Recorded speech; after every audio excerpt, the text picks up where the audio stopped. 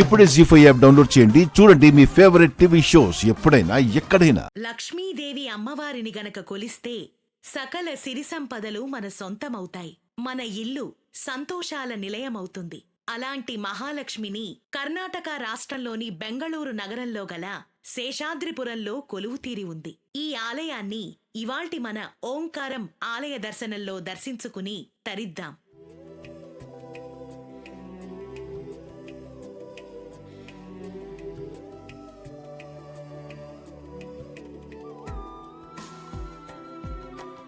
ఈ దేవాలయ నిర్మాణం వెనక ఒక గాథ ప్రాచుర్యంలో ఉంది.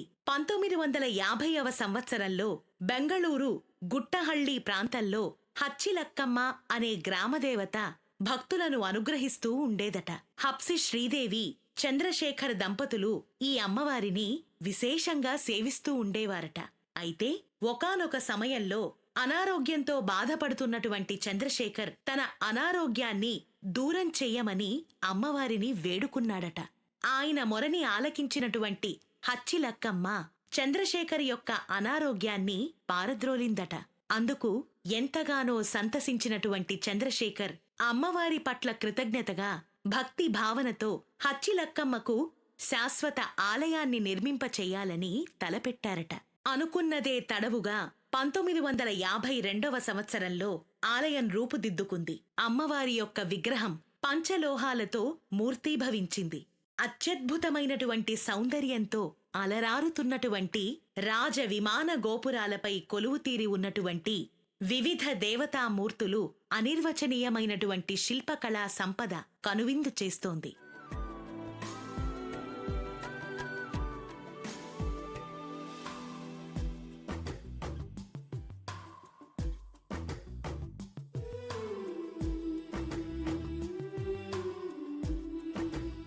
శేషశయనుడై పవళించి ఉన్నటువంటి శ్రీనివాసుడు, లక్ష్మీదేవి, ఆంజనేయస్వామి విగ్రహాలను కూడా ఇక్కడ మనం దర్శించుకోవచ్చు. ఈ ప్రాంగణంలో విశేషంగా కొలువుతీరి ఉన్నటువంటి అష్టలక్ష్ములు భక్తుల విగ్రహాలు అనంతమైనటువంటి భక్తి పారవస్యానికి గురిచేస్తాయి.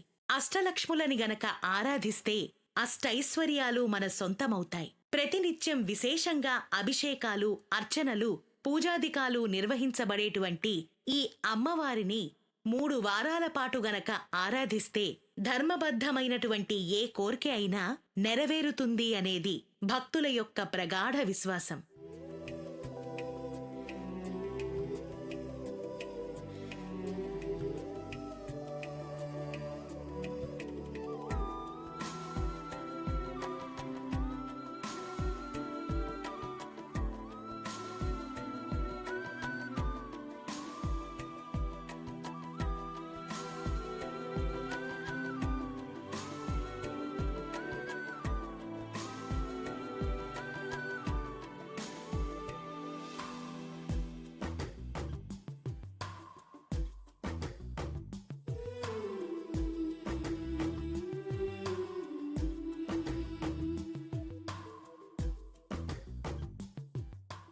జీ5 యాప్ డౌన్లోడ్ చేసి అన్ని ఎపిసోడ్స్ పూర్తి ఉచితంగా చూడండి.